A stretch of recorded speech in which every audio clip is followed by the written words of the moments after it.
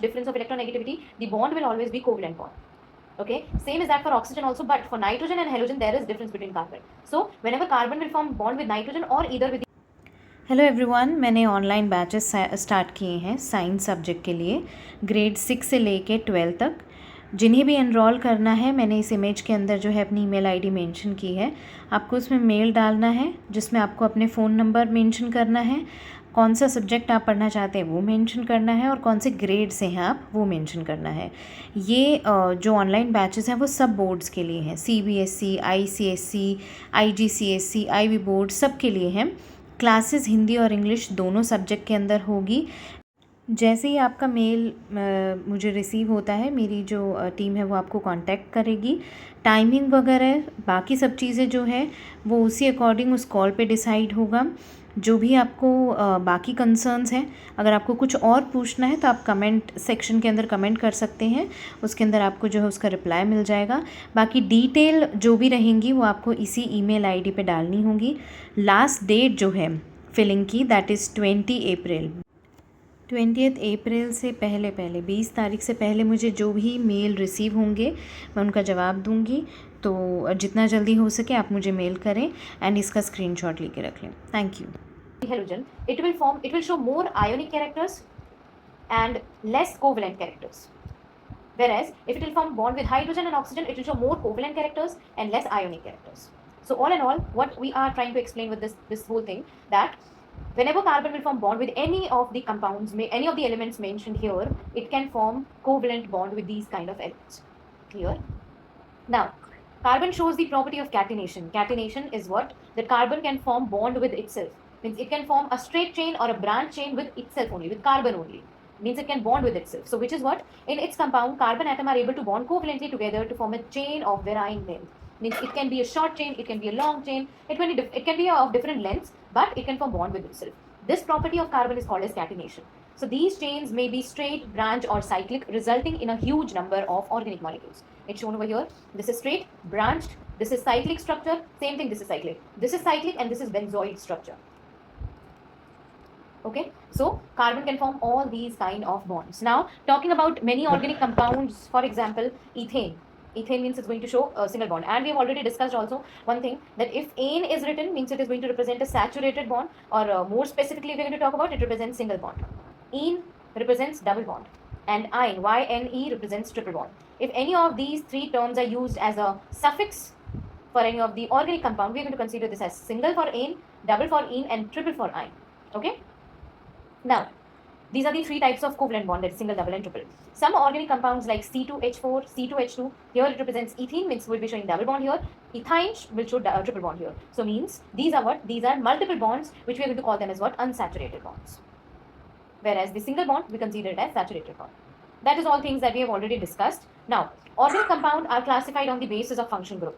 There are lots of different type of organic compound, and just to differentiate them, we need to classify them. So all the organic compounds, just like elements, there are more than 118 elements. So to know about their properties, we need to classify them according to their categories, according to their properties. Same is that for organic compounds also, they are classified according to their functional groups. Now, what are functional groups? It is the reactive part of molecule, and it determines its chemical and physical property. Whatever type of functional group is present in that compound, that specific functional group represents all the characteristic of that compound. Either that might be their physical property or their chemical property. How that compound is going to react with different other compounds. These are all related with the functional groups.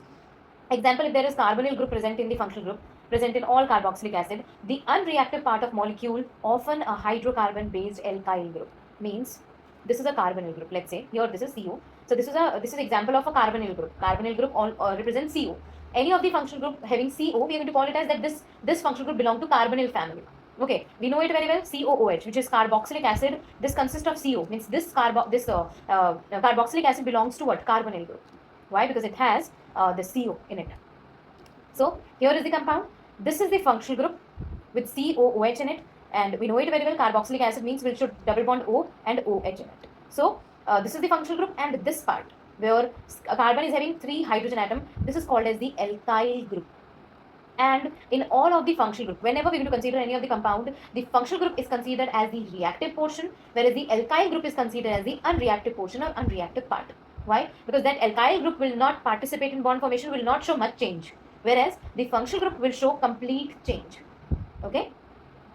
So this is what, this is the functional group, this is the what are you going to call it as ethanoic acid, and here in this ethanoic acid, this is the functional group, this is the unreactive part. So this is what represented here, that the hydrocarbon based alkyl group, we are going to call it as unreactive part.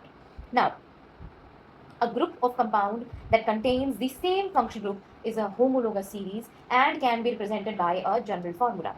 If we are going to talk about all the alkanes, means one with single bond, we are going to categorize all the single bond without any functional group. I'm not talking about functional group here. All the single bond compounds, covalent compounds, we are going to categorize them into alkenes. All the double bonds means the alkene, we are going to categorize, means double bond compounds, we are going to categorize them in alkenes. Now, there is a very basic way, very simpler general formula with the help of which we can represent all the functional homologous series. Members of homologous series have similar chemical properties because they have same functional group. If all the compounds that are present in alkene, they all have single bond, means they all will show same properties. Why? Because they have same functional group. That is, here functional group means the single bond. Successive members of homologous series are called as homologues.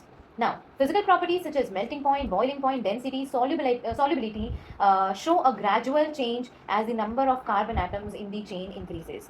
If, let's say, there is alkane of only 2 carbon atom, then there is 3 carbon atom, then 4 carbon atom, then 5 carbon atom. So if you're going to talk about all the properties of these alkanes, they all will have different physical properties. Why? Because the number of carbon atom is changing. As the number of carbon atom increases or decreases, their properties changes. Okay?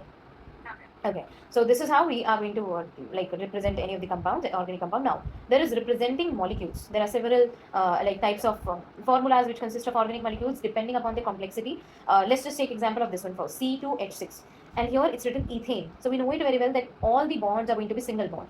So first we are going to take 2 carbon atom and it's represented 6 over here. So it will be 1, 2, 3. 3 hydrogen atom we are going to represent like this, and then 3 more hydrogen atom. Now this is C2H6. This is what we are going to call it as skeletal formula. Clear? Here we are going to represent the skeletal of the compound. How many hydrogens are present, how many carbon atoms are represented. This is the skeletal formula.